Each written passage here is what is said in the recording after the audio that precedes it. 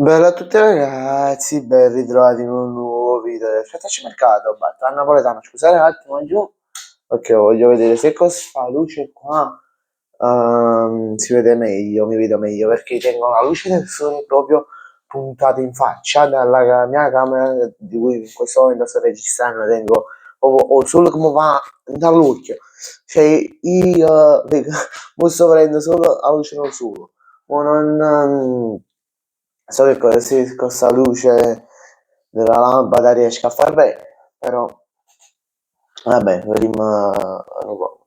Fatemi sapere se va bene qui sotto nei commenti. Allora, questo video lo so, doveva uscire alle 21, però mi sono ricordato che oggi c'è la Champions, PSG Bayern Monaco e vi voglio portare il posto partita, quindi penso che verso le 8 o alle 7 e mezza o alle 8 uscirà questo video. In pratica in questo video andremo a parlare della classifica di Serie A dopo la 34esima giornata. Per rendere diciamo questo video meno lungo ho deciso di dirvi solo le prime 6-7 più le 3 della zona retrocessione. Allora, possiamo trovare al 20esimo, iniziamo, possiamo trovare al 20esimo posto il Pisa che fino adesso ha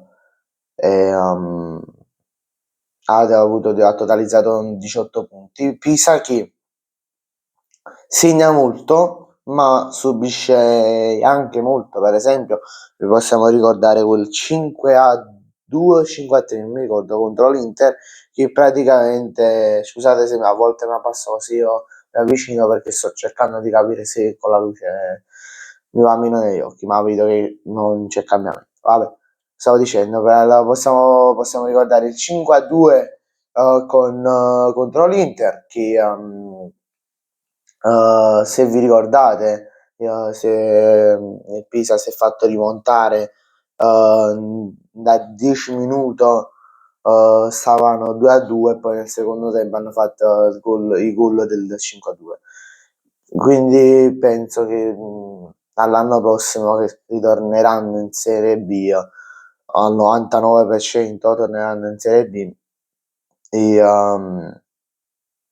penso che ci sia una rivoluzione in campo difensivo sia con l'allenatore. Poi al 19esimo posto troviamo il Verona con 19 punti, squadra che subisce molto. Poi 18esimo posto possiamo trovare la Cremonese che ogni volta che c'è una squadra al 19esimo, al 18esimo posto ha sempre 10, 9, 10, 11 punti tra il 19esimo e il 20esimo posto, perché è successo pure l'anno scorso, è successo 2 anni fa, sta succedendo quest'anno perché il Pisa ha 10 punti in meno alla Cremonese e poi il Verona ha 9 punti in meno alla Cremonese, squadra che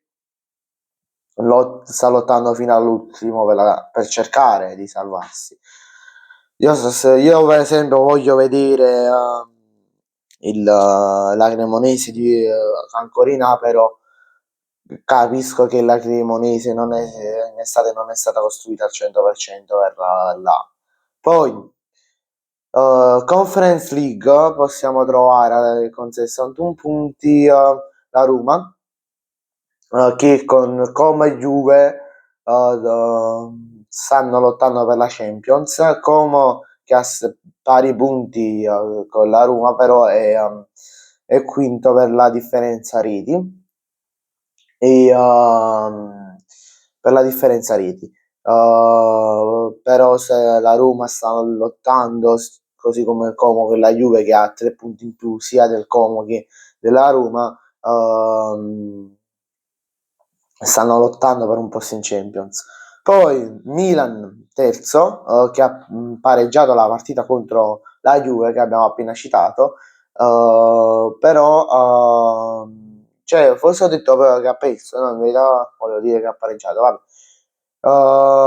Milan che secondo me poteva fare di più quella partita, poteva magari ragganciare il Napoli, però non penso. Se qualcuno la doveva vincere, secondo me la vinceva la Juve. Ma vabbè. Poi Napoli 69, Champions blindata, ora bisogna capire in che posizione, se secondo o terzo. Io spero secondo, ma vabbè. Inter, vabbè, 79 punti, ha rimandato la festa scudetto alla settimana prossima con il pareggio di sabato, se non sbaglio, contro il Torino. E,